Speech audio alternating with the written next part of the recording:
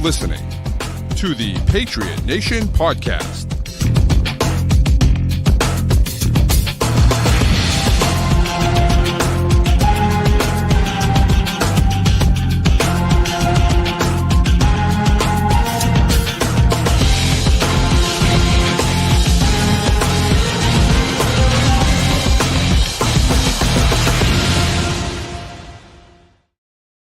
All right, welcome into another edition of the Patriot Nation Podcast. As always, a proud member of the CLNS group of podcasts. Make sure you download and subscribe to all those great shows to get great Patriots content all week long. But tonight, it's the Pats Nation Network. And for us, it is our postgame show, which we normally do right after the game. But Thursday, we had some things come up. I was at the game. Matt was under the weather still. A little post-concussion syndrome. Yes, back in the blue tent. And we're here to talk about Thursday Night Football, Patriots beating the Jets. And so 8 in a row, 9-2, Matt. The Patriots aren't officially in the playoffs, but they're for all intents and purposes, they're officially in the playoffs. And for those who have a keen eye here watching the show, you may notice the ticker at the bottom is a little bit different. Usually you're going to see the post-game stats down there, but mid-November, Patriots tied at the top of the AFC. We're putting an AFC playoff picture one down there for you. Just so you are reminded of where we are in the seeding. And it's great. Like that, the game on Thursday felt like an opportunity where the Patriots might dominate and get a blowout win. Instead, they came out and played what kind of felt like a mediocre game by their standards this year and still covered the spread. Yeah. Against a Jets team that I think, the receivers dropped a lot of balls. Outside of that, I thought they came ready to play. Which then I think shows how far this team has grown, that we're kind of complaining of. Many fans have been complaining about a performance where you cover. Well, I think that's, and not just cover by like 2, the spread was 11.5, so they covered, and the spread was 11.5 points. So,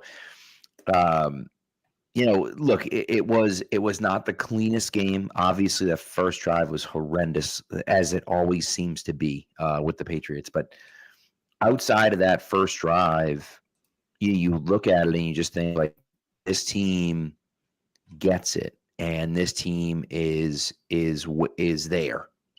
I think, at least, coaching wise, mentality wise, their mentality is the correct mentality, right? Robert Swain talking about how, we get the weekend off, but I expect to see a bunch of guys in here lifting and getting treatment because, that's just, we understand that this is the real season. And for him to say something like that, now he's a captain. He's a leader on the team. He's a captain, yeah. He's a captain, yes. So, but he's a leader on the team. And for him to come out and say that, to me, that he's not just blowing smoke. He believes that, and that's what he's expecting his guys to be doing. And I think that makes, that's something that you want to see. It means everyone's buying in, and, this is where we want to be.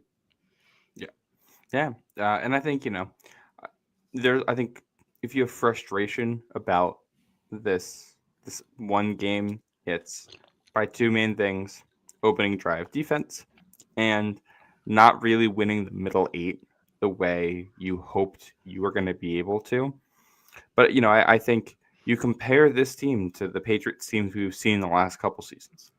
The Patriots teams we've seen the last couple seasons, if they make those mistakes, they're losing the game because they have no ability to overcome them. Right. And, what's different about this Patriots team is that they can make mistakes and still win ball games. Like, you just have like actual talent. And when you have a quarterback who can, lift everyone above the level they're at, it just gives you so many more options.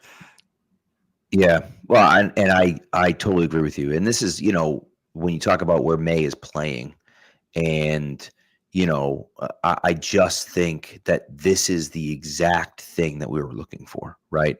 That you say, hey, can we get to these spots? And again, I think 2 weeks in a row, you talk about the middle 8. I think 2 weeks in a row, you really had a chance to stomp on the opposing team's throat, and you weren't able to do it. And that was frustrating for me, right? In the Bucs game, you had a chance, you had an opportunity to do that, and you 2 drives in a row, you don't do anything with the ball. He had the same exact opportunity here going into the half and then getting the ball to start the second half. You miss a field goal. By the way, his first missed kick since week 2. So, I'll let it slide. But, you miss a field goal and then you go 3 and out to start the second half. And you're like, man, if you score on both of those drives, the game's over. Right? So the game's done, Well, I want to back it up a little bit further than that, because even the possession before that one, you get the ball 6 minutes left in the second quarter, where you're able to move the chains and you pick up a first down.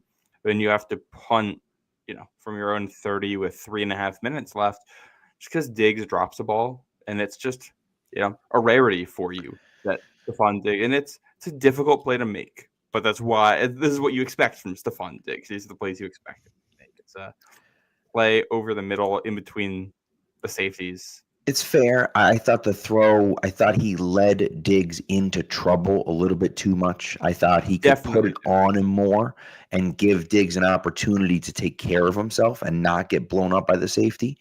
And so, that's when I agree. I do want to walk through this sequence and the one leading into the half, just because I thought they were interesting to break down kind of what went wrong there. Mm-hmm. But the one, May leads Diggs a little bit too far. I think you're 100% correct. There's also more space there. One thing that I found interesting, the Jets played with 2 safeties deep on that play, which is why Diggs is kind of able to attack the middle of the field there. Right. I think that's an adjustment route where if the middle of the field's open, he turns that into a post. But the reason there's so much space is because like the Jets are basically playing two people covering Kyle Williams on a go ball. Like right. One safety is very far over, and I think Drake May just sees too much space there and doesn't think the safety is going to come over and make a play on Diggs. That said, Diggs gets both hands on the ball, and the hit doesn't come until after he would have caught it. Right. So I think that's when you want to make the catch. Also, they called holding on it, so even if it wouldn't have mattered anyways, right? Which I thought was a very weak hold.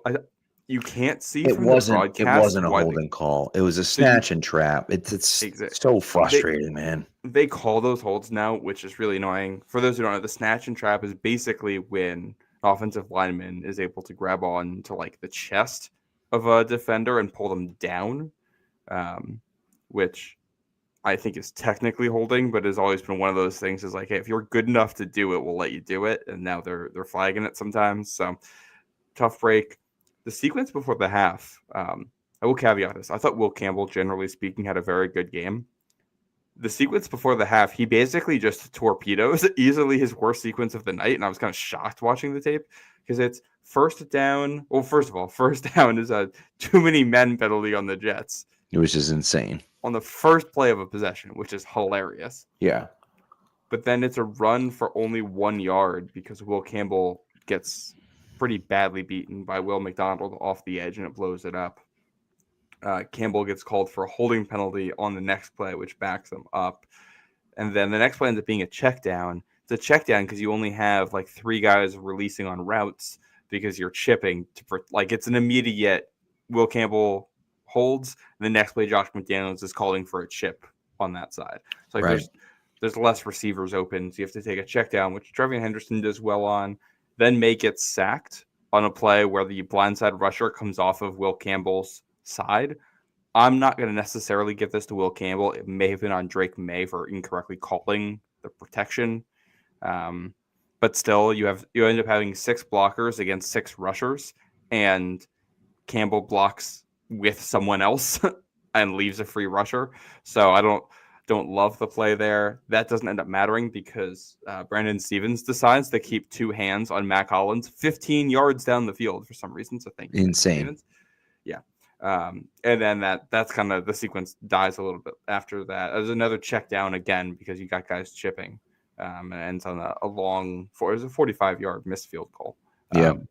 What's interesting is that from that, so in warmups, from that hash, which is the left hash as he's going in, from the left hash, I was watching him. He hooked all of his field goals. And is that coming towards you? Coming towards me, yes. So he hooked them all. He missed the first one because he hooked it left. So then he adjusted, aimed a little bit right, and hooked it in. And he did this like 3 times in warmups. And I'm thinking, okay, like he's just hooking from that spot. He kicked it from that spot, anticipated the hook, didn't get it, and just kicked it wide right. And so that's like I think I've been there off the first tee a couple times. 100%, right? It's one of those golf things where you're like, oh, I'm playing the hook, and you just never get it. And it's like he did it like 6 times, and he did it like literally 3 or 4 times, and I'm like, oh, he's just hooking it from that spot. That's like his plan, and it just never hooked. And I'm like, okay, great, that's awesome. So it just is what it is, and that's going to happen sometimes. It was, I think he had hit. I think I read he had hit like 33 straight kicks, between extra points and field goals. It's like he's going to miss every now and again. He's not going to make every single one for the rest of the season. It just is what it is. He made another field goal after that too. So it's actually he made 2, right? Made 2 of the field goals. So one of them from 44 yards. So that's basically about the same. So, yeah. And if this becomes a pattern of him missing those in cold weather, then maybe there'll be a concern. But right now it's 1. So I'm just correct. Doesn't even deserve a reaction in my eyes, especially when you go on and make 2 later in the ball game. But second half. Should we talk about generally the defense in this game, and especially in the second half?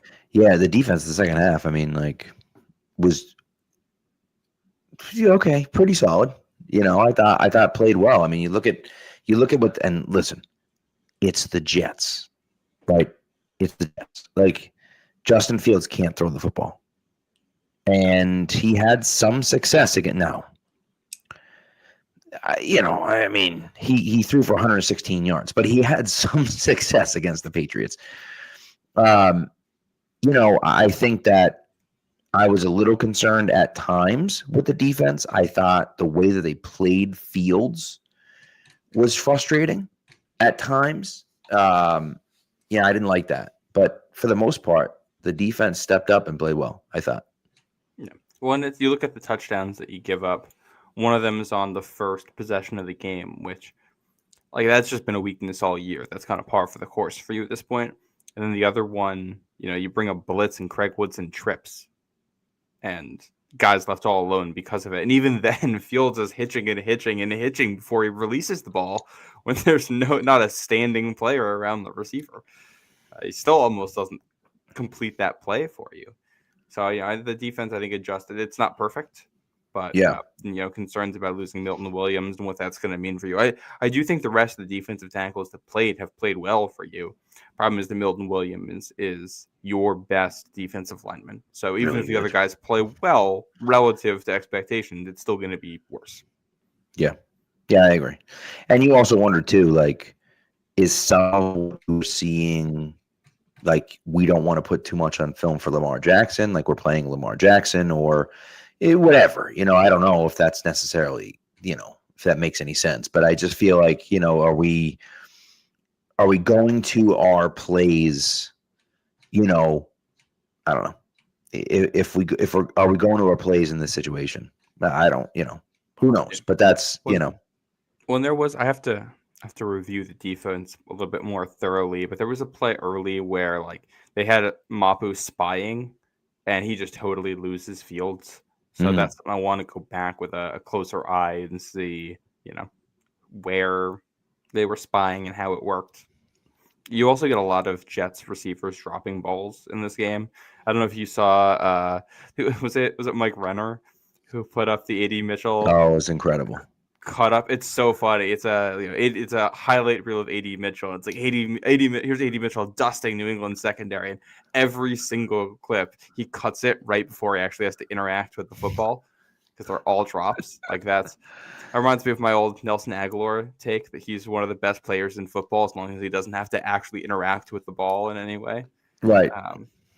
And it's one of those things, man. A.D. Mitchell, I think, has some talent. But and I think the back shoulder one that he dropped, I think was that was a miscommunication thing, I think. So I think that was more miscommunication than there was anything else. But the deep pass, you feel like, I mean, Gonzo's right there. He makes a play on the football, like, as he's, but it's not even like he drops it because Gonzo gets his hands in there. He just dropped it, and then Gonzo got his hands in there. And so it's like, he's there, But like, it's just that's the way it goes. And listen, you're a corner, you're going to get beat sometimes. Like you're not going to pitch a shutout every single game. It's just not going to happen. And so I thought, Gonzo was good as he always is, but you're going to get beat occasionally. And he did. And again, him getting beat is him right there getting his hand in as the ball's coming in. Just like is what it is, Yeah. Speaking of guys getting beat, who didn't get beat, Del Pettis on that fourth down at the end of the game. He's had a couple of these late plays against tight ends when they've used him kind of in that tight end stopper role. Yep. I think they're still trying to figure out the best way to cover tight ends in their like base defense. And we've seen Marty Mapu get the tight end stopper role in man coverage. We've seen Del Pettis get it. I think the question is, can you trust any of those guys to go out there and basically play the linebacker in your nickel defense and also play that role? I haven't yet, but I wonder if we get close to that point here. And, you look ahead to the playoffs and the teams ahead of you right now. Like you're not worried about a tight end necessarily in Denver, although Evan Engram is a pretty decent player. That's a solid player. But Tyler Warren for the Colts is, maybe the engine of that offense in the passing game right now. What he has done for them has been incredible in that role. Baltimore, they get in Mark Andrews. The Bills have a couple different tight ends that can kill you. The Chargers have Aranda Gadsden. Just looking at the ticker scrolling by here, I don't remember who the Jaguars have at tight end. A whole bunch of nothing. Yeah, the Texans have Schultz, who's fine. Chiefs obviously have Kelsey. So you got to build 2 guys. Yeah, and Isaiah Likely too. And it's just one of those things where you don't want to be in a spot where you keep getting into 3rd and 4 in a critical playoff game, and they just keep hitting the tight end and you can't get them off. Right, because you can't. So that's something that concerns me. So Del Pettis giving you a good play there is all right, that's something to think about for that situation. Well, and Vrabel gave him a shout out to the game, right? And said he was good. He made the most of his opportunities, and we know what happens when you do that, right? And so, I think that the Patriots, we'll see. Can I? We'll talk about the defense. Can I do a call out on the first drive defense stuff? Sure. Obviously, it has not been good for New England, and in fact, it's been quite bad. But for some context, Ben Solak wrote an article last week in ESPN talking about this, how first drive offense in the NFL is historically good this year. Basically, if you look at quote unquote the script, the plays an offensive coordinator calls out in advance saying these are the ones we want to run early because we think we're going to be really good against this team, roughly the first 15 plays of a game. That has been better than anything else recently in the NFL. That's significantly better. So it's not just us. Obviously, we're still worse than a lot of other teams, but it's not just us on that front. And the Jets, I think in particular, are a team that has done well on first drives, and the offense has totally petered out after that.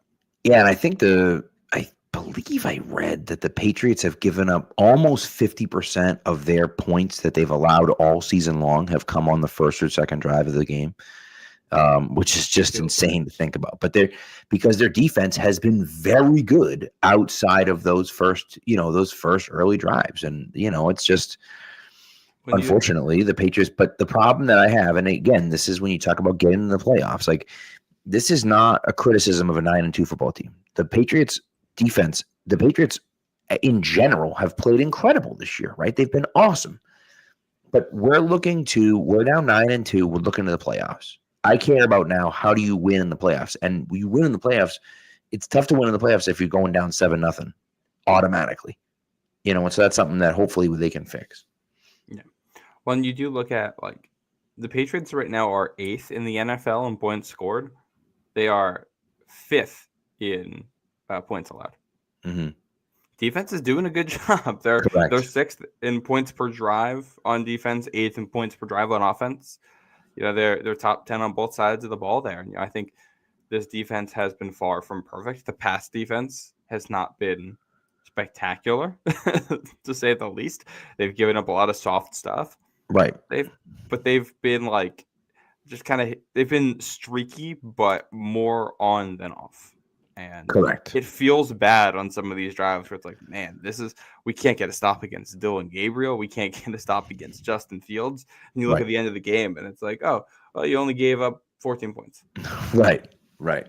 And that's, I mean, listen, yes, ultimately the defense has been fine, but you do wonder about, and you want to correct those mistakes early on. And it's just, that's the way it goes. But what are you going to do? Also, a few people have asked about this question. Milton Williams is out not only for the Bills game, but also for the Ravens game. It is not 4 weeks. It is 4 games. And so he is guaranteed to be out for both of those games, both the Bills and the Ravens game, which isn't good. But I also want him to be healthy because, again, the playoffs are what matter at this point of the season. Now, obviously, you want to win both of those games, but the most important thing is that you have him back for the postseason. And, I don't want to rush him back because we got to try to win one of those games. The flip side is that if you win one of those games, you have, basically guaranteed that you're winning the division and have a very good shot at the overall 1 seed in the AFC. Indianapolis is, half game back of you right now with the bye, but the Colts have a very hard schedule the rest of the way. Yes, they do. Denver has an easier schedule. Denver might only lose one more game the rest of the way. We'll see how they play. So, it's kind of I think it's kind of New England and Denver right now for the 1 seed, which is crazy. It's like, all right, hardest game for New England left is going to be at Baltimore, I think. Hardest game left for Denver is at Kansas City. So it might kind of come down to all right, can the teams win their home games and then who wins one of those? Right. It'll be tough not having Milton Williams, but next man up. Yep. That's the way it goes. We have him back for the playoffs. Jack was asking about playoff tiebreakers. I think is a conference record. It's conference record. So, if you're from that perspective, the best game you could lose the rest of the way if you had to lose one is the Giants one because it won't touch the tiebreaker. Right. So, but you feel like if they lose the Giants game, that doesn't bode well for them moving forward. Yes. But But hey, if you have, you can have one bad game. That's true. 2004 Patriots lost to that Miami Dolphins. That's very true. That is very true. And this year's Patriots also lost to Vegas at home. So it's a great point. Great point. So, you mentioned learning from mistakes. Can I call out one fun thing I saw in the film this week? Yes, please do. Have not gotten through all of it yet, but I did find this fun thing. So there's a play, first or second drive. New England it's the first drive because that first quarter flies by. It kind of seems like a nothing play. Patriots are down near the red zone. Drake May drops back, looks around, can't find anything, scrambles, only picks up 4 yards, sets up third down. Mm-hmm. But you watch the play and the way it's designed. You basically, on one side of the field, you got 2 receivers. And the slot is going to run a little choice route. The Julian Edelman special. You're going to run about 3 or 4 yards, and then you can cut in, out, or stop, just read off the defender. And it's pop in that role.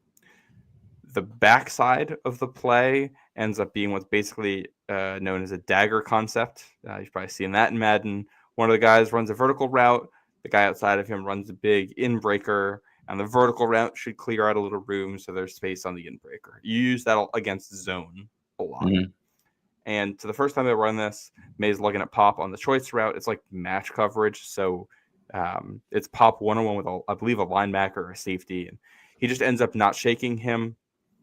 May sees that he didn't win, and he just says, I'm going to take off. But when you watch it back, you notice that Mac Hollins is running the dig, and he ends up being wide open because the space is cleared and it's his zone coverage. And if May keeps his eyes down the field, instead of scrambling, he has that if he throws that. When you come back in, I think it's the second quarter. Yeah, it's leading up to the Trevion Henderson touchdown run, the second one to go up 14-7. Yeah, I believe. Yeah, and on one of those plays, same formation, same concept. May looks at Pop Douglas on the choice route, doesn't separate, starts to scramble, and guess who's open on the dig? Mac Hollins. And this time he looks for it and finds him. And I just love that. It's like, all right, you ran this once, you miss an opportunity, you come back to the same play and fix what you did wrong the first time. And if there's one, like, I mean, May has been consistently very good at keeping plays alive and looking downfield as a passer to make plays, even when he's scrambling with his arm.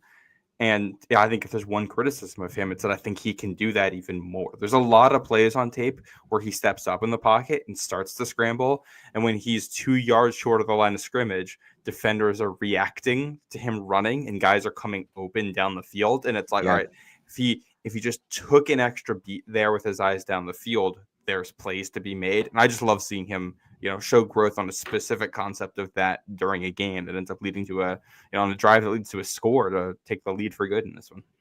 Yeah, no, I agree with you. And that's, when I look at May as he kind of, and by the way, I thought his best drive of the night was the touchdown drive where he ends up throwing the touchdown pass to Travion Henderson. And you just, you're watching that drive and he's just, the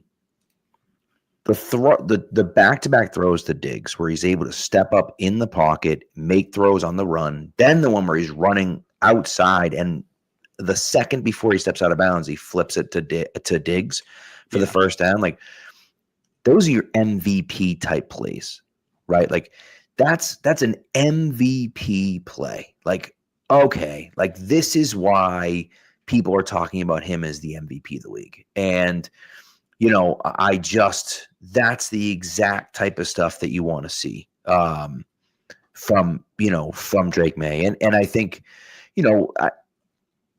learning from the mistakes or being able to keep his eyes downfield is kind of why he is where he is right now. And I think that,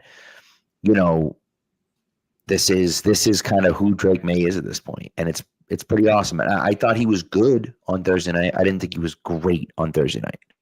But that's me. That's how I feel about it. But yeah. No, but, it's partly because we hold him to such a high standard. Yeah. Well, and it's also like it's the Jets. So I think after so many years of playing them in New England, there's just kind of this expectation that you play the Jets, you're going to win 50-10. It's like there's a lot of games where the Patriots are squeaking games out against mediocre Jets teams in history because they're division opponents and they know you well, and it's hard to win by a lot in the NFL. All these guys are good. They're basically all good players in the grand scheme of things here. So it's like I'm watching back some of these clips now. Yeah, he was so good on that drive. And the first play of that drive is a big in-breaker to Mac Hollins, too. It's the same concept, dressed up differently, but it's the jumps. Ooh, he got up there for that one. He did, yeah. Which it's clear that he's like that's why he likes throwing to those big bodies, because it gives you a little bit more room for error. He's been so good at layering in throws in between defenders, and then when you add that, like, okay, well now he can do it to Hunter Henry, and he can do it to Mac Hollins, two guys who are bigger and like. They give you more margin for error to make those throws, to attempt those throws. If you're trying to, if you got a zone defender underneath and one, deeper. All right, well, if I feel like I can throw this a foot above his head and he's still going to make the catch, well, he's open, even if it's a tight window throw. And then he makes those throws. Right. Yeah, that's true. I'm very pleased with what I'm seeing. Yeah. And the throw to Diggs where he's scrambling kind of, and looking downfield and finding him. Yeah. We talk about learning from mistakes. What was it, a couple weeks ago? He's got one hand on the football and it's getting knocked away. That one, he's stepping up through traffic and he's got both hands on it. Like it's the little things. You really don't see him make the same mistake twice that often. It's true. It's very true. He learns from those mistakes. He really does. And I love it. I love he's like a sponge almost, where, they rave about him, in the film room and in the classroom and, in practice, and learning from those things. It's huge. Yeah. Yep. And, the situational football in this one isn't necessarily perfect, like especially the middle eight and the end of half execution. But also, I love the resiliency to bounce back. You don't score in the first drive of the second half. And it's like, all right, where the Jets are hanging around, this game could get uncomfortable for you. And it just doesn't. You go down and score. Jets score again. They end up keeping it a 1-score game. All right, you drive down and you get in a field goal range and you make it a 2-score game. And I think especially once it got to a 2-score game there, I just never really felt like the Jets were going to get back in. It was at that point, it was like, all right, if the Jets don't force a turnover, this game is probably over because their offense can't really score quickly, reliably. Right. Just not really that worried about it. Right. It's true. Also, James says the shock teacher approves of personal learning. I agree. All right. You want to do a quick ad read and then we'll continue with our conversation here? Let's do it. All right. This ad read, of course, is for Prize Picks. The hard-hitting football action is even better with Prize Picks. The weather might be changing, but the feeling of being right never gets old. So keep the season rolling on Prize Picks by getting $50 instantly in lineups when you play your first $5. Again, Patriots this week, another big game this week. They're all big games this week. But it's going to be, it's even more fun when you get Prize Picks going on. And my favorite thing that the app does is they are the only app that offers stacks, which means you can pick the same player up to 3 times in the same lineup. You can pick more on Drake May passing yards and rushing yards and touchdowns. Now you can pick them all in the same lineup only on Prize Picks. You might want to do that this week against the Bengals too, because that Bengals defense is terrible.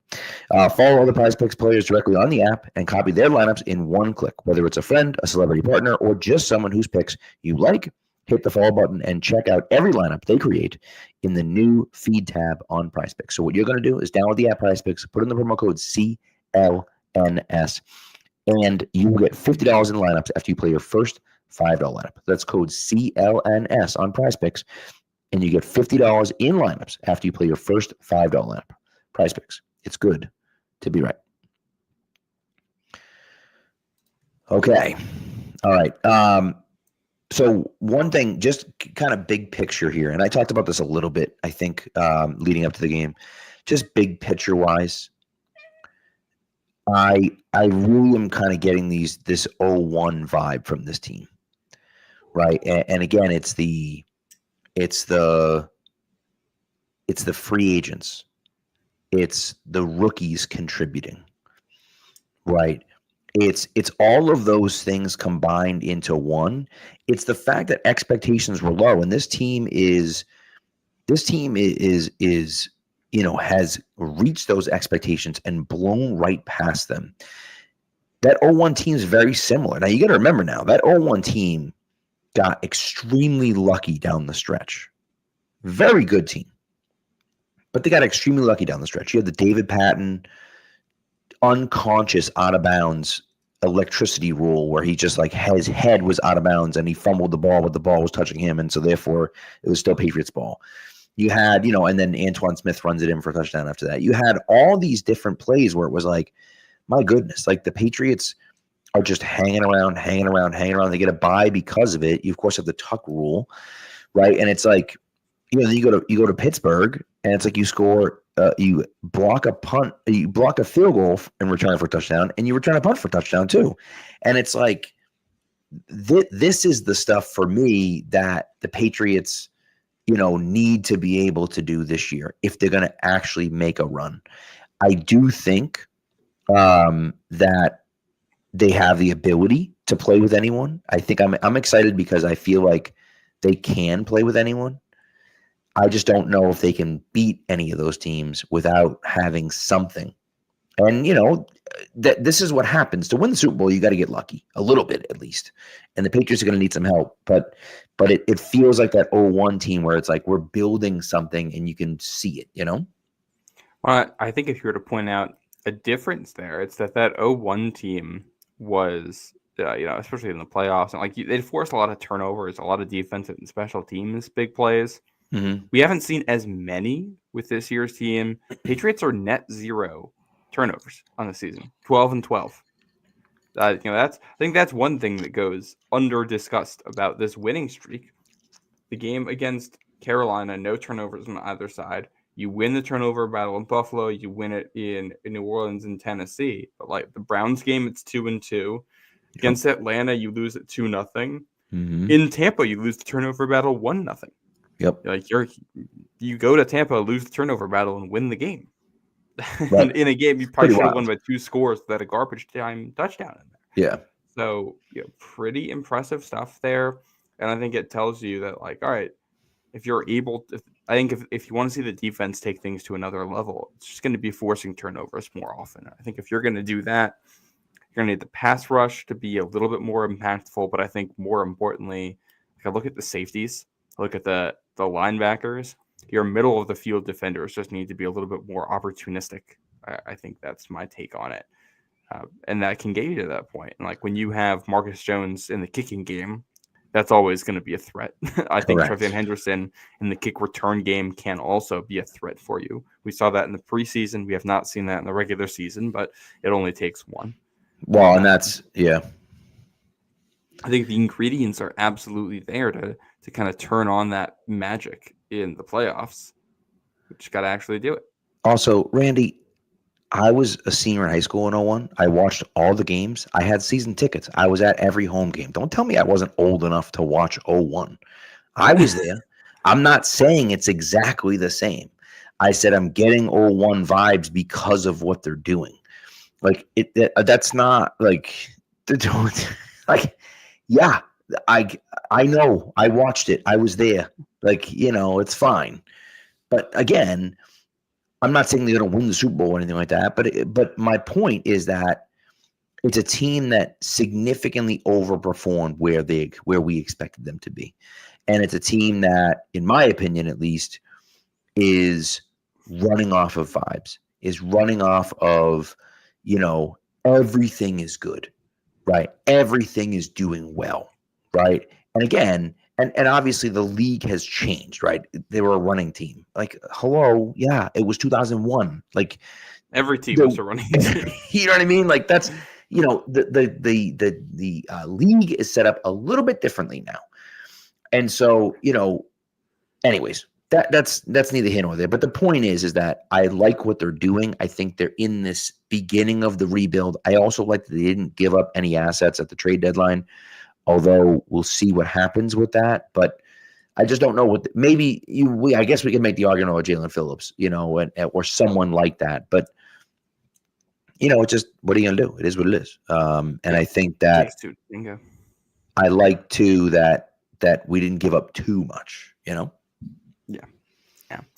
Do we want to talk about the AFC picture here? Because I think we got the game on Thursday, and I think we got to sit back today. Yep. And watch the rest of the league. I mean, this is the first time, and the Patriots, as Patriots fans, we're going to get to do that a little bit here. We got to do it this Sunday, then the Sunday of Thanksgiving. Patriots don't play, so we'll be able to sit and watch the league. And the week after that, we have a bye, so we'll be able to do that too. So we'll be able to sit and watch the rest of the league and start to do stuff. Should we start with this Kansas City-Denver game? Because I think that has the most implications for New England. Yeah, what a wild game. What a wild game. I think my first takeaway from this, I think the Kansas City Chiefs are in their 2005 New England Patriots era. That 05 Patriots team basically couldn't get out of their own way for the first 10 weeks. They started at 5-5, I think, or 6-5 or something like that. And then they got hot at the end of the season, had a winning streak going into the playoffs. But, with a Teddy Bruschi stroke and the guys being hurt and Peyton finally gets one over on you in Foxborough. It was like, oh man, okay, so this is the year things are just not going our way, and you still get into the playoffs, still win the AFC East that year. Mm-hmm. Kind of feels like it's just one of those years for Kansas City, especially the similarity of all right, you don't have Rashee Rice and some of your receivers at the beginning of the season. I think is similar to not having Bruschi in 05. It was yes, I agree. It's a bizarre. It was a bizarre kind of setup and situation, I thought. And the Chiefs just look out of sorts at times. They just have not been effective. And so, as a Patriots fan, we should be rooting so hard for that team to miss the playoffs. Yeah, I agree. Because I don't care where they are. They might sneak into the playoffs as the 7 seed. You do not want to play the Kansas City Chiefs in the playoffs. Well, if there's, especially if they sneak in as the 7 and they got to play at like Indy in the first round, it's like, all right, the Chiefs might be straight up favored in a 7-2 game Right. on the road. Right. What's funny is there's a lot of, smart people who do a lot of good football analytics stuff who actually say this Chiefs team is better than last year's team. It's just the difference is last year's team went like 10-0 in 1-score games, and I think the Yeah. Chiefs are. I think all 5 losses are by 1 score this year, and it's like, all right, like the difference is the things that went right for them last year aren't, and Correct. here's the thing, I think the Chiefs on a neutral field would be favored against most teams in the AFC. The problem is that because they've lost so many games, at this point, if they're making the playoffs, it's going to be road games for them almost the entire time. So it's like, all right, now you've dug yourself a hole here. And I thought Denver looked excellent. The offense isn't spectacular, but the defense is excellent. Oh, the defense is so good. So good. And if without they get Patrick Surtain. Well, that's the thing. And if they get home field advantage, this is where it becomes interesting, because if the Broncos get home field advantage, that's a scary place to play. It gets extremely loud. And we saw this in 2013 with the Patriots, and we saw it again in 2015 with the Patriots. I think more so in 2015 than 2013. But we also saw it in 2005. But well, that's true. That is true. But I can't even talk about that game. But if you have to go to a silent count against that defense, leading the NFL in sacks, coming after you nonstop, that's a recipe for disaster. And so you have to find a way to hopefully they lose a game or two, and you're able to, to beat out, and maybe win out or lose only one of your remaining games. They lose 2 and you get the number 1 seed or even the number 2 seed, but you're not going to Denver. I don't want to go to Denver. I really would rather not go to Indianapolis. They're going to pump in the crowd noise if they're not loud enough. Both those defenses are very good. But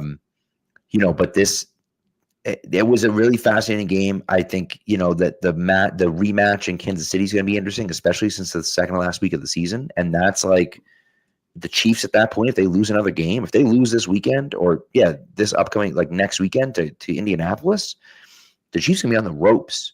They're going to be on the ropes, and they don't really have another tough game until they get to Denver. But there could be a situation where those other and I know Houston is a decent team, but there could be a situation where you look at it and say, "Oh my God, like they might miss the playoffs if they don't win that game against Denver," and then that becomes the biggest game of the season for them.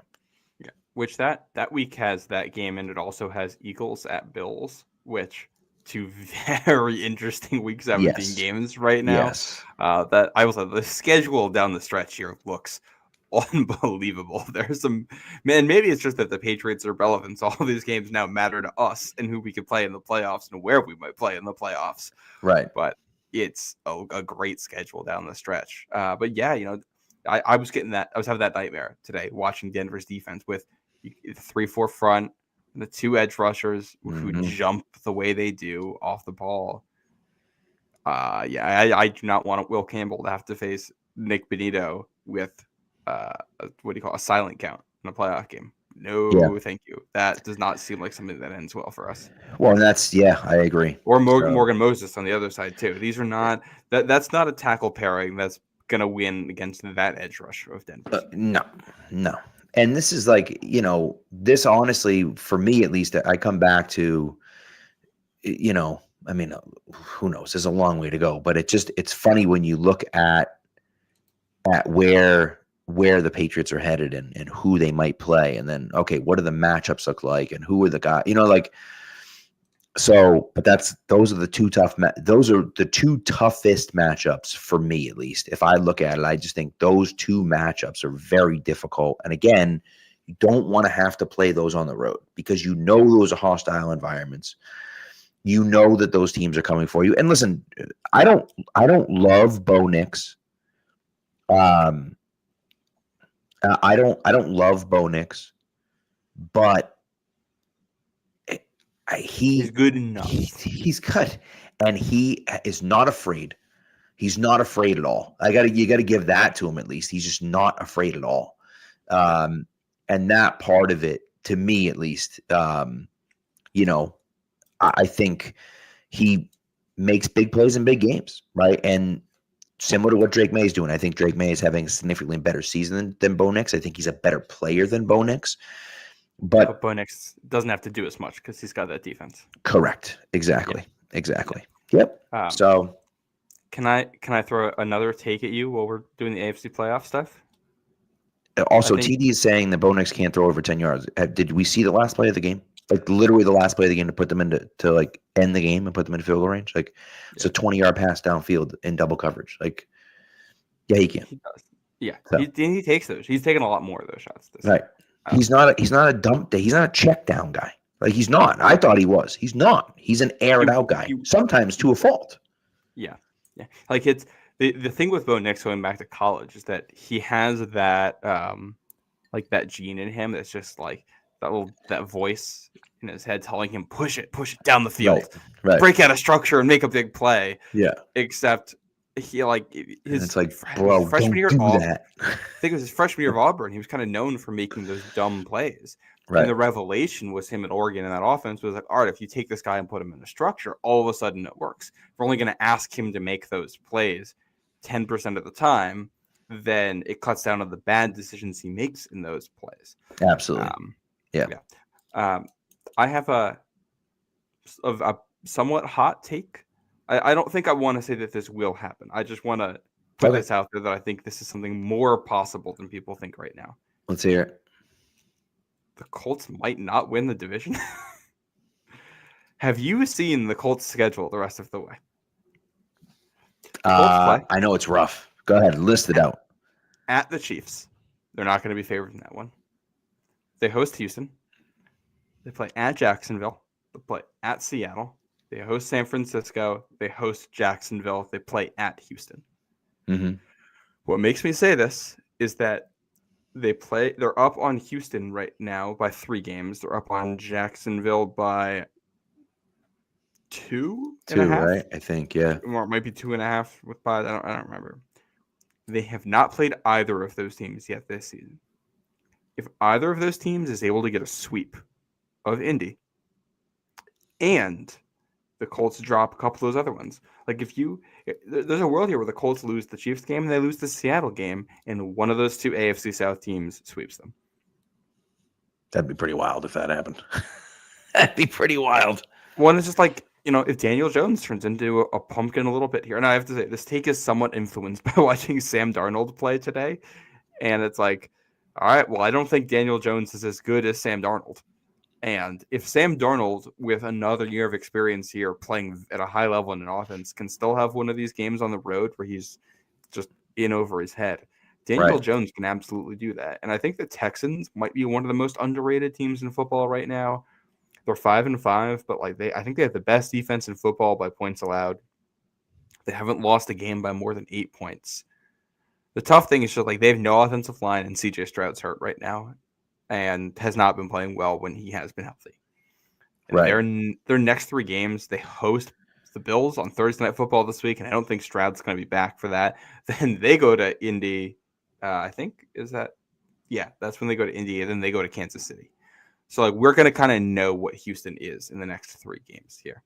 But if they come out of that 2-1 with one of those wins being over Indy, and Indy loses to Kansas City, I think that might be alive as a possibility, or at least, last week of the season is Indy at Houston.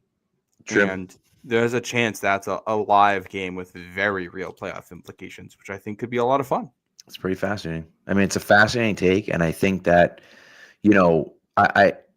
Houston's not good, right? Don't think that Houston's actually a good team.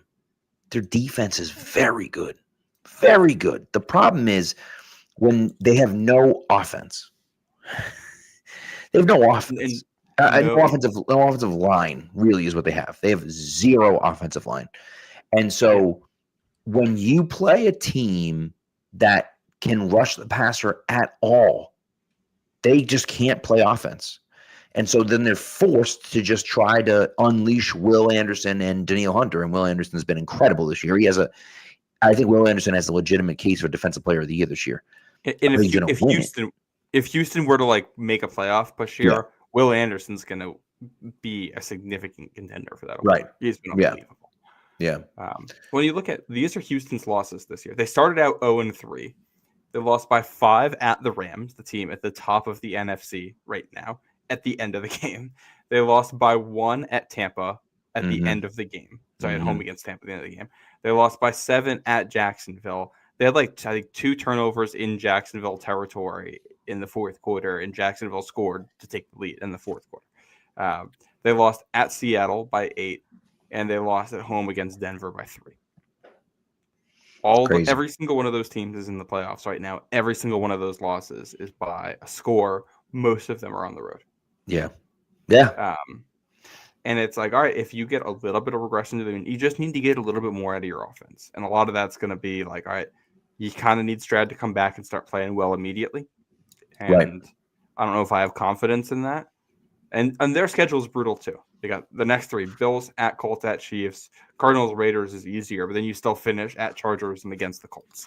Like it's an uphill battle for them, but they're at 500 right now, and if they're able to finish the season with 10 wins, that might be enough. Yeah. Yeah. And so really what it comes down to is, I don't know. It's gonna be interesting. It's kind of a race to the end here. And the Texans are only 5-5, Jags are 6-4, and you just like, I look too at you look at a team like the Chargers. They were 7-3 coming in today, and they got absolutely mollywopped by the Jaguars. And I'm not convinced the Jaguars are any good. No, same. And so that's the thing. It's like I'm sitting here like, what the hell are we doing? Like, so the Chargers too. Like they don't have an offensive line. Their defense is fine, but not great. And it's just those are the things that when I look at around the rest of the league, I start to think, okay, if you start doing the math, well, Pats and Bills are in the playoffs. One of the Steelers and Ravens are in the playoffs. That's 3. Maybe the other team's able to hold on and get in. Fine. So there's 4. Someone's making it from the AFC South. If 2 teams make it from the AFC South, you see what I'm saying? Now we're trying to do the calculus to get them. All right, well, the Broncos probably going to win the AFC West. Now you need what you're looking for is for the Steelers or the Ravens, depending on who wins that division, to hold on and win enough games to make the playoffs anyways. The Jaguars or the Texans to hold on and win enough games to have more wins than the Chiefs, or the Chargers to hold on and win. Now there's 4 teams. There's 4 options. And you only need 2 of those teams to do it. But those teams all stink. So that's the problem. Is that those teams suck, and you're like the Chiefs are. I don't want to say the Chiefs are in the playoffs, but I would say the Chiefs should be minus money to make the playoffs because and they are. And they should be because the teams in front of them, you have to think are not going to keep doing what they're doing. And now the problem for them is the teams ahead of them. It's the Jaguars. The Chiefs lost to the Jaguars. It's the Chargers. Right. The Chiefs lost to the Jaguars. True. It's the Bills. Chiefs lost to the Bills. True. They don't have tiebreakers. The Athletics playoff simulator right now, which I've been looking at, it has the Chiefs out now. It has them finishing 10-7 in a 3-way tie with the Chargers and Jaguars and missing. I'm assuming the head-to-head tiebreakers come in there. The playoff picture with their sim has the Patriots as the 1 seed, then Colts, Broncos, Ravens, Bills, Chargers, Jaguars. So you'd have Jaguars at Colts, Chargers at Broncos, Bills at Ravens. I think you'd feel pretty good about 2 and 3 seeds winning their home games there. Yeah.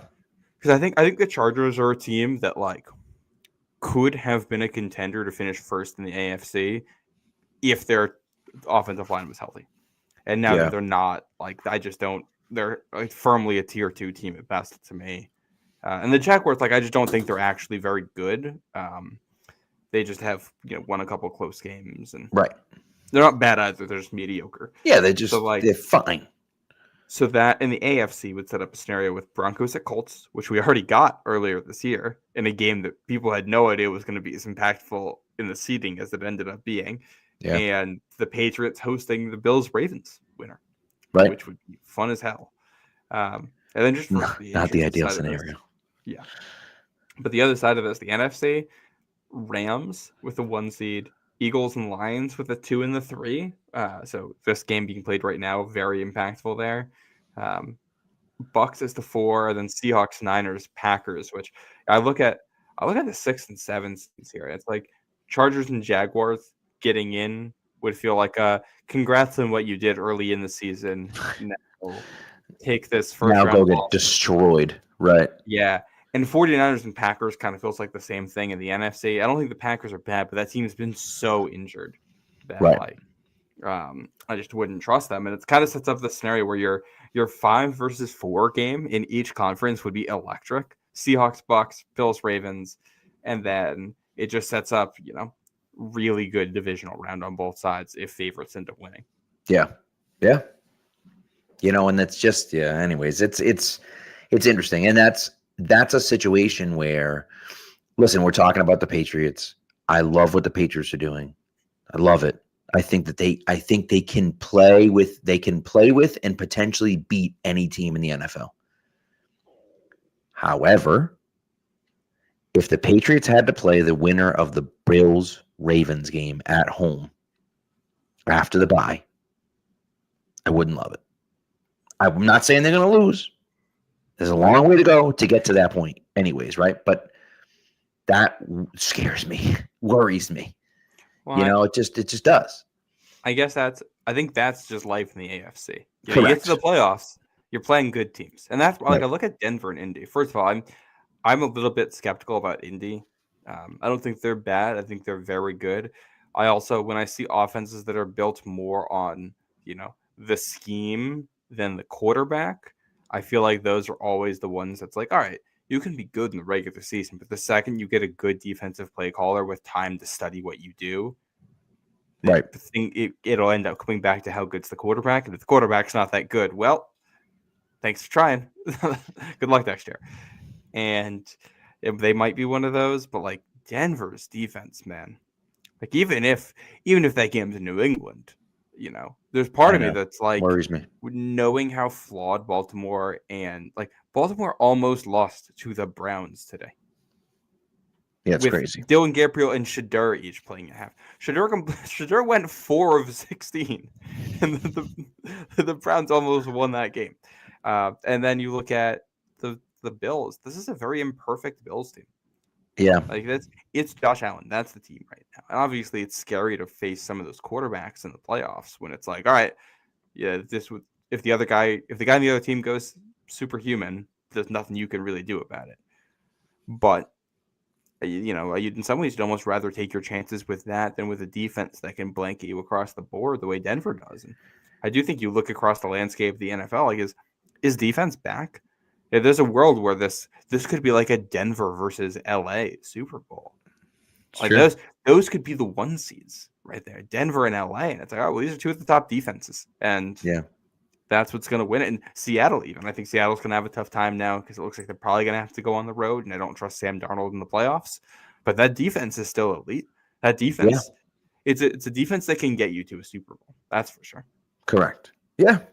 So I don't know. We'll see. There's a long way to go. Also, we're going to have to at some point, but Randy was giving us crap because we had the Patriots winning 7 games. Deservedly. I think we got you a little crow here. We had them losing to the Saints, the Browns, and 1 to the Jets.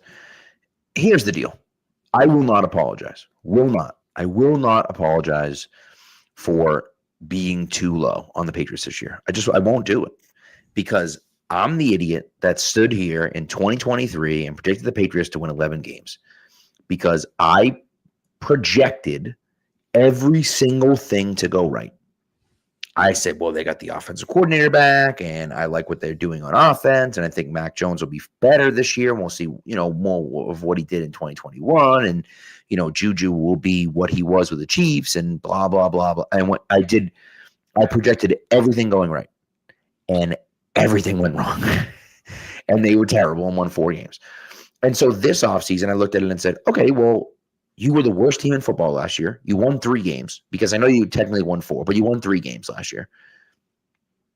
It's very difficult to turn things around at the drop of a hat, right? And yeah, we got Brig, we got Diggs, but who knows what he's going to look like. Mac Hollins is fine, but he's a depth receiver. Kayshon Boutte is a guy that he flashed a little bit, but whatever.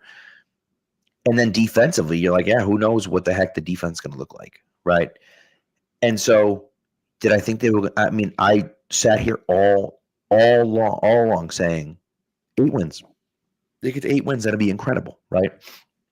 And people are talking about playoffs, and the side. He said, guys, what are we talking about? They're not going to make it in the playoffs. 8 wins, it's fine. And they have 9 wins through 11 games. It's insane. The turnaround is incredible this year. It's been awesome. I'm hoping that they can keep this going and they kind of catch lightning in a bottle like they did in 01. And then what you saw from 01 to 03 was them add some more pieces, add some more draft picks, develop those guys, and you say, hey, now we have an actual chance. Now we have a really, really great team. And again, I mean, for God's sakes, Drake May's playing like the MVP of the league. Like, I don't think anyone saw that coming. No, and I think to me that's what it boils down to. And I think I had 7 wins, and I think that is 90%. I underestimated Drake May, and I say that as someone that had high expectations for Drake May.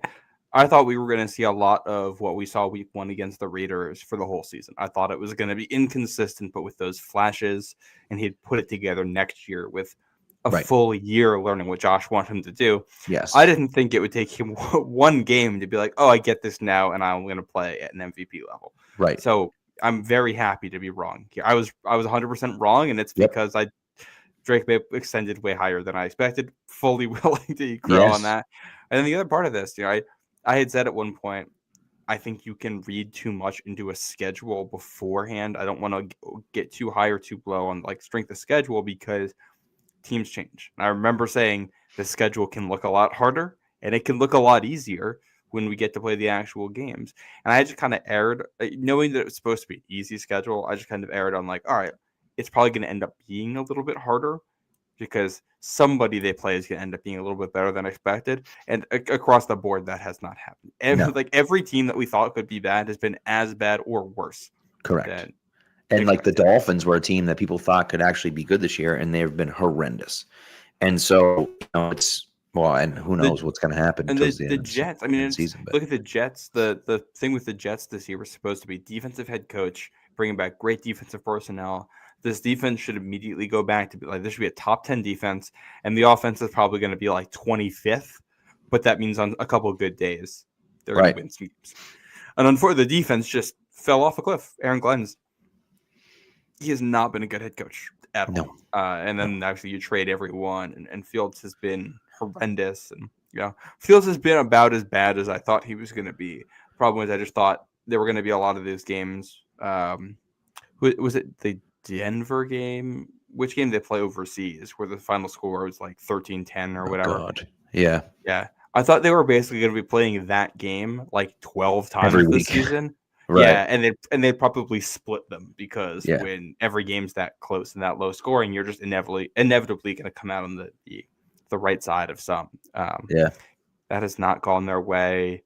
For his credit, I thought Spencer Rattler played better than I expected. Like Rattler gave a really good performance against New England. I don't know why they benched him, to be very honest with you. I mean, I know that Shuck is the rookie, but like. So what? I'm guessing there was internal pressure on that. I'm not really sure. But Rather had a really good game that game against New England. Just that Drake May had, an exceptional one. And I think that's a lot of it. I thought we were going to get up and down Drake May, and it's basically just been up since week 1. And you combine that with a schedule that, in some places has projected as one of the 5 easiest schedules in NFL history. And I think we should be honest about the Patriots that their schedule has been very easy, and also honest that they have done very well against that schedule. And just because you play an easy schedule doesn't mean that you're not a good team just because you won the games. Correct. I think there's just going to be legitimate questions about, how high our ceiling is. But like if you beat Buffalo or Baltimore in the regular season there and you go 3-1 against the playoff teams you play, all right, well, you handle those teams well, and if you end up Correct. going 1-1 in the playoffs, like you're pretty happy with that, Yeah. given everything Yep. else. Like I you've agree. acquitted yourself well against quality teams, and you were a good team, and you have something to build off of. So, yeah, I think I've been wrong on a lot of the things I said this offseason, and I'm happy to be. It's mostly been guys breaking out quicker than we thought. And those are all great things. And we didn't even really talk about Travion Henderson. And it's funny. Breakout game for him this week, yeah. Another one. It's funny because when you look at the numbers, they look gaudy because he's got 3 touchdowns. And of course he's got, the whatever, but it's like the running was not good. No. I mean, he was 3 yards a carry, whatever. But he ran hard near the goal line. What I liked about him was just using him as a receiver, and like the play where he catches the touchdown isn't exceptional. And that's something Ramondre Stevenson can do as well. But it's the fact that they're actually using him that way. They're trusting him in that role, and they're giving him those opportunities, which is awesome. And when Ramondre Stevenson comes back, I think you still probably want to split between the two just to keep them fresh. But Henderson has the home run ability that Ramondre just does not. Correct. Right now, and that kind of ends up being your difference. Like this line's not great. You're gonna have a lot of runs that are gonna go for 2 yards and nowhere. On the 2 or 3 plays of the game where you block it well enough to get something really good out of it, you want Henderson to be the one taking the ball because he's gonna maximize that. I agree. And ultimately, you need Ramondre because you need someone to spell Travion. You can't.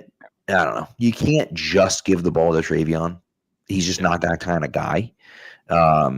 But we'll see. When I think like Ramondre Stevenson is probably a little bit underrated as a receiver. Like he's super solid as a receiver, 41 check down stuff. He's a good blocker. He's not flashy as a runner, but as long as he isn't putting the ball on the ground, that's okay. He's solid.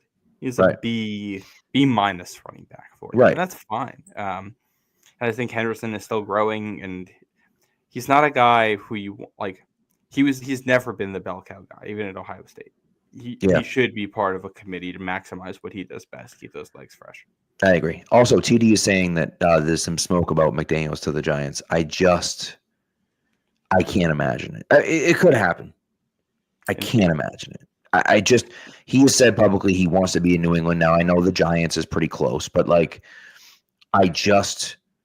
don't understand why someone would give him another chance at head coach.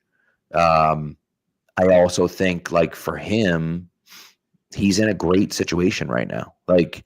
Just keep this situation and keep Spagnuolo was interesting too. Spags in Kansas City, he's not a good head coach. I think he knows he's not a good head coach. So why not just be the best defensive coordinator in the NFL? Just do that with an awesome team. Josh McDaniels isn't a good head coach. So you know what you could do? You could be an awesome offensive coordinator for the rest of your career with Drake May, who could be, the next superstar quarterback. And so I just,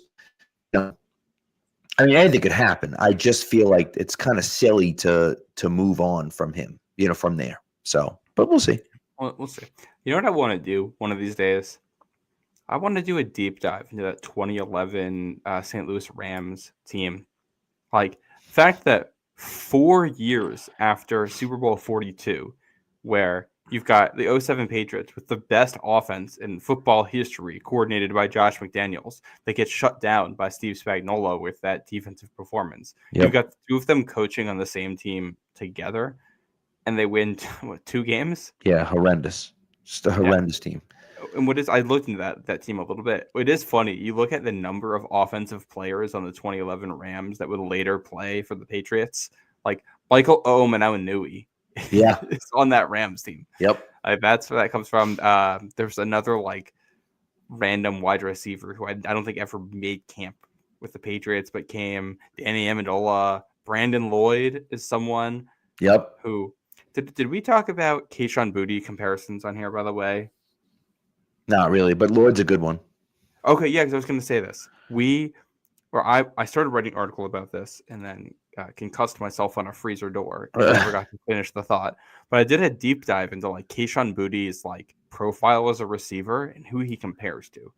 And the short answer is that when you look at guys who are deep threats without getting any yards after the catch, who are also like, I don't know, like X receivers, they just don't exist. Like this is just like, because it's usually that guy is also like AJ Brown or Calvin Johnson, and it's like, well, Right. they're used everywhere, so they don't show up like this. Their average depth of target shorter because they're getting every throw. Yeah. So it's like he's a deep threat who isn't fast. It's a deep threat possession receiver is essentially what Kayshon Boutte has been for the Patriots this season. And when you look at his statistical profile over the last like 15 years, who he compares to, the closest comparison I think you can make, the best comparison, is Brandon Lloyd in the Josh McDaniels offense. And I think that's really funny to look at. That is funny. Also, Jared Goff has been absolutely dreadful tonight. And just 14 of 33 tonight. Now 14 of 34. He's just been, and they've knocked down some of his passes and stuff, but he's had wide open guys and he's just missed them. I don't know if it's because he's wearing the second glove because it's colder. I don't know what it is, but he has been awful. And this, I don't think outdoor Jared Goff is a thing. well, that's the thing. That's the real issue, is that, you know, they're outdoors. It's chilly out. He's got guys wide open. Jahmyr Gibbs is getting open. Jahmyr Gibbs is making plays. James Williams has been open, and he just can't get it to him. And it's bad. It's been really bad. I mean, right there, that last play, he had Gibbs. I mean, Nakobe Dean did a nice job covering him, but he's got a step, and he just can't put it in there. And you know, he's been awful, and they're punting down 10 with 5 minutes left to go. Right? I don't get it. They've gone for it on fourth down a billion times and haven't converted it once. And now with 5 minutes left, they're punting it. That's incredible. When I look at a performance like this, we go back to those projected standings, projected playoffs I mentioned before. That would indicate a Lions at Eagles divisional round game. Yeah. Well, the way this has gone, you have to think that's the Eagles. Oh, the Lions are losing that game. Which means the NFC Championship game is either going to be Eagles at Rams, or like Tampa or Seattle pulling an upset and then heading to Philly, in which case I kind of feel like it's Philly going to the Super Bowl. Yeah. Again. Yeah. It's yep. crazy. I do wonder, the Bears, they're technically atop the NFC North right now. I don't think they're going to, I don't think they're actually as good as their record. No, but you know, they're playing well. Yeah, they play at the Eagles and at the Packers next couple weeks. So those will be good barometers for them. Yeah. You know what team I mentioned this off air. What team sneakily might end up making a run to just look way better than people expected them to be like a month ago is Miami. Because the Dolphins we're not far removed at all from the Dolphins we're a month removed from the Dolphins being a 1-6 team that just got walloped by the Cleveland Browns. Right. Since that game, they've won 3 out of 4, including killing the Falcons on the road and beating the Bills, and they just beat the Commanders. And they have a bye, and they're 2 coming out of the bye are home against the Saints and at the Jets. If they win both of those, suddenly they are 6-7 and winners of 5 of 6, going into a Monday night game at the Steelers in mid-December. Right. Does that result in a game where like all of a sudden that has juice, and if the Dolphins win it, they are 7-7 with 3 to play? The problem is that they're not going to go into Pittsburgh and win. They're just not going to. Well, if Aaron Rodgers is hurt, maybe, but outdoors in the cold. I don't think so either. But it's just like, we're actually not. And here's the thing: they also have to beat the Saints and the Jets, which if they play the way they've played, I think both of those are 50-50 bets. True. They already lost to the Jets at home earlier. Oh, no, sorry, no, they beat the Jets. Okay, so they get to beat the Jets. Yeah. They beat the Falcons, so they could on the road. They could in theory beat the Saints at home. I don't know, man. Yeah. And then I they don't also know. still have the Bengals.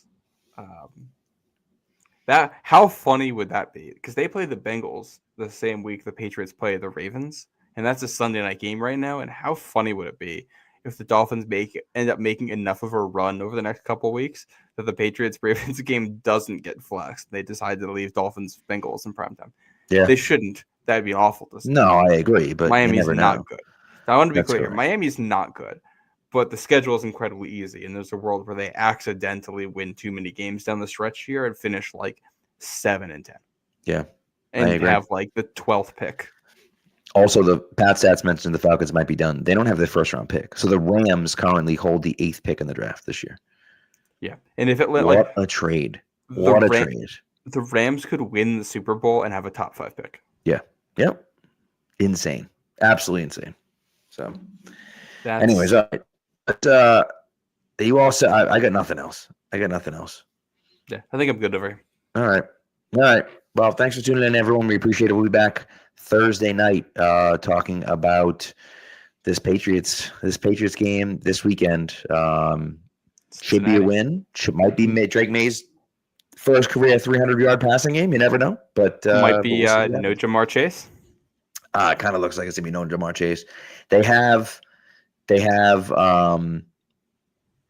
precedent now. I don't know how you cannot suspend him for a game. I just don't know how you can. So, also James is wondering about your cat. Yeah, this hat should be plural because we do have 2. Yes. Yeah, good. Willow, the girl who you may have seen on this show before, she's the one that likes to come up on my lap and talk into the microphone. She was in here previously, but she's left.